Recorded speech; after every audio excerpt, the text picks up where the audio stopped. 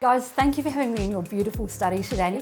I'm dying to know, what did you splurge on and what did you save on? So this particular wall, the craftsmanship that went into it was a must for us. So being able to have it to be adaptable, that you can remove the shelves and put a bed in there to create an additional bedroom, should you want that, was a key factor for us. And obviously, as you can see, these were cut to the millimetre. All the miters take a lot of time, so spurging extra cash is probably focused on the trade, being able to create such a quality product. Having a space that makes people feel good and confident and like they're all over their job is a really wonderful sort of emotion to evoke, isn't it? Definitely. So many more people work from home. It's got to be your safe haven to go in there and be able to want to stay in there rather than leave and go put a load of washing on and all the distractions that you can have. So we try to make it as warm and cozy as we possibly could with functionality in mind. And there's a few well-positioned PowerPoints and tech. Yeah, so in amongst all the cabinetry that we put here as well, we put PowerPoints in so you can hold your printers away, scanners, whatever you need.